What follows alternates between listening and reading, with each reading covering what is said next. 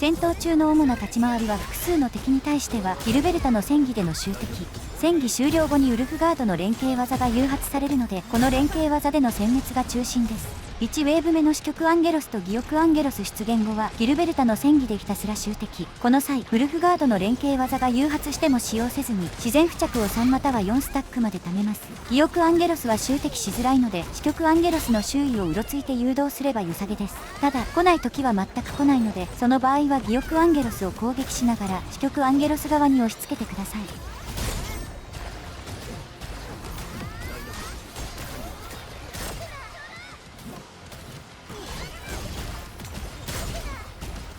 自然付着が3または4スタック溜まったタイミングでギルベルタの必殺技を発動させた後にウルフガードの連携技を発動。敵がブレイクしたのであれば襲撃をした後に毒沼からすぐに離れます。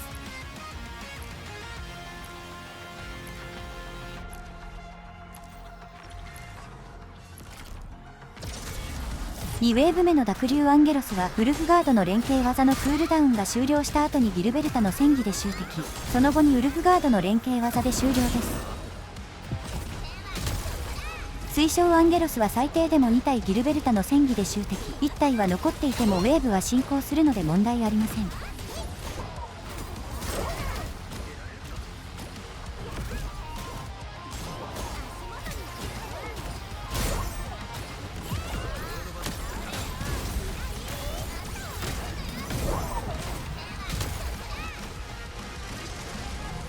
長身アンゲロスと両強アンゲロスが出現後、両方がウルフガードの必殺技に入るように調整した後に必殺技を発動。長身アンゲロスはギルベルタの戦技が当てづらいので、ここからはタンタンの戦技で寒冷付着を付与してウルフガードの連携技を誘発させます。なので燃焼が切れるかウルフガードの連携技が上がるまではひたすら回避、連携技が上がるか燃焼が切れたタイミングでタンタンの戦技で敵に寒冷付着を付与しウルフガードの連携技で燃焼させます。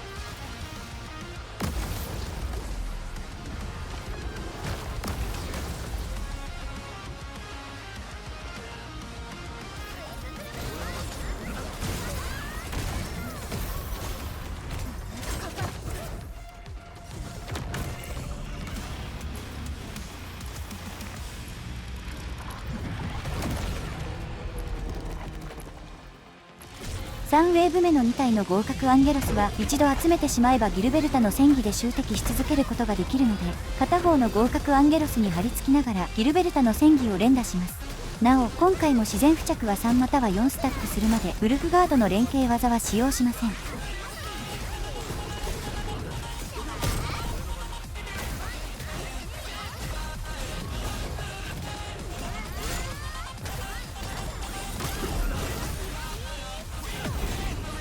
仮に今回は片方を逃してしまっても問題ありません。1体残っても同じ方法を繰り返すだけです。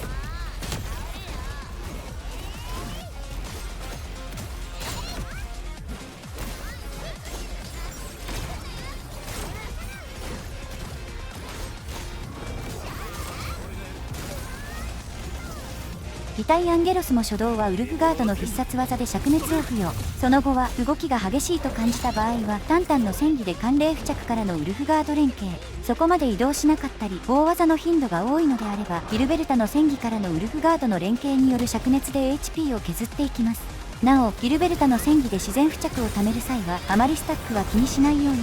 1または2でさっさと連携技を使って HP を確実に削っていきましょう。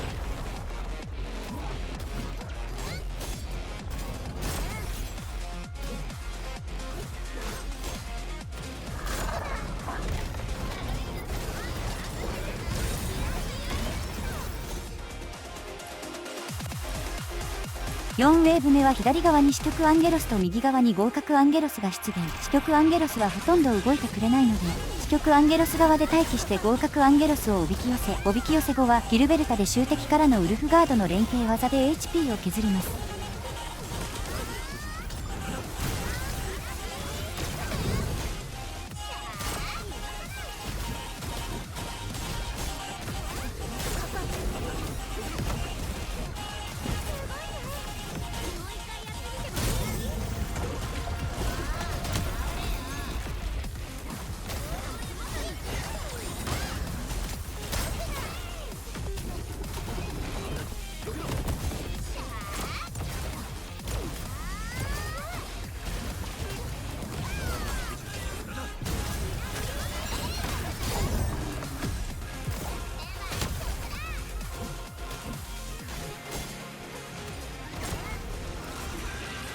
橋尾の増出言語はウルフガードの必殺技で燃焼を付与。その後は燃焼が切れるかウルフガードの連携技が上がるたびにタンタンまたはギルベルタでウルフガードの連携技を誘発させて HP を削ります。流れ自体はウェーブ2で出現した長身アンゲロスとほぼ同じですが、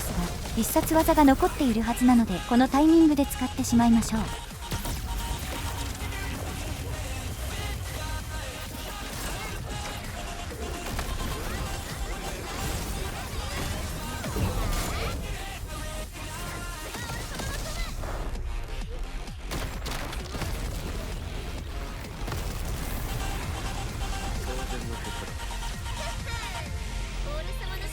なお、評価値35をクリアしても特にこれといった報酬はなく、戦闘中及び指標選択画面の BGM が一時的に変わり、フレンド欄のクリア評価値が赤色で表示されるだけなので、完全に自己満の世界です。以上が評価値35のクリア解説となります。ご視聴ありがとうございました。